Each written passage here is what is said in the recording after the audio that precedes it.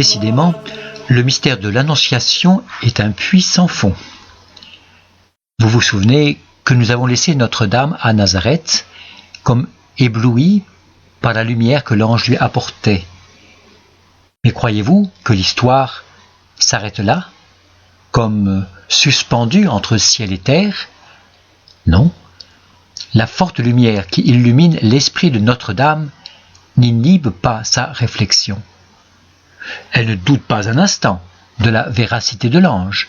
Elle croit déjà au mystère de l'incarnation, affirment les pères de l'Église, mais elle ignore tout du plan de Dieu sur elle-même.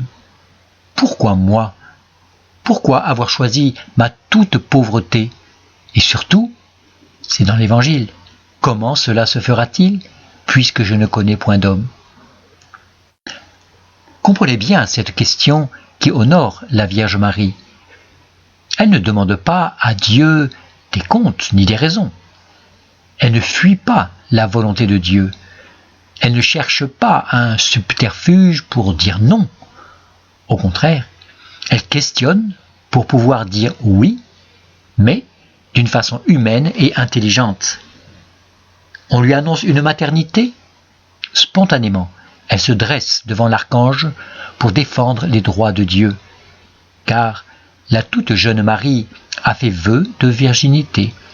Sa fécondité ne lui appartient plus, elle est la chose de Dieu. Or, nul n'est au-dessus de Dieu. Même le plus lumineux des anges doit rendre à Dieu ce qui est à Dieu. Saint Paul le répétera aux Galates qui étaient tentés d'abandonner l'intégrité doctrinale.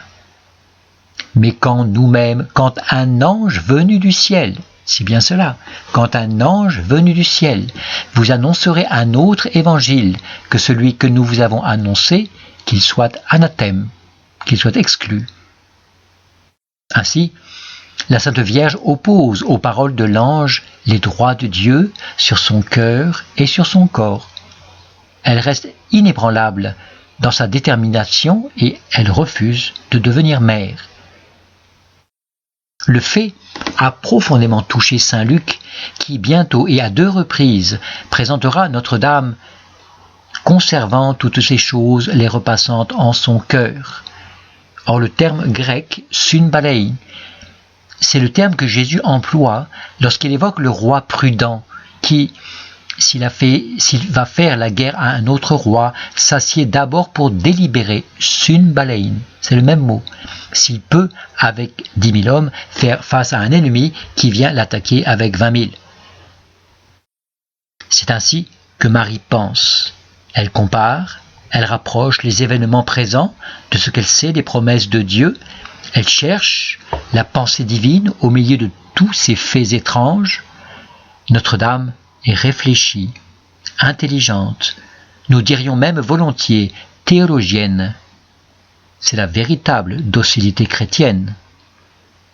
Dans le chapelet, nous demandons à Notre-Dame qu'elle nous obtienne la vaillance de l'esprit, le discernement des esprits, la hardiesse de l'amour pour Dieu, afin de défendre les droits de Dieu, protéger le dépôt de la foi et des sacrements, garder la sainte charité et la sainte pureté comme un héritage que notre Père nous a légué.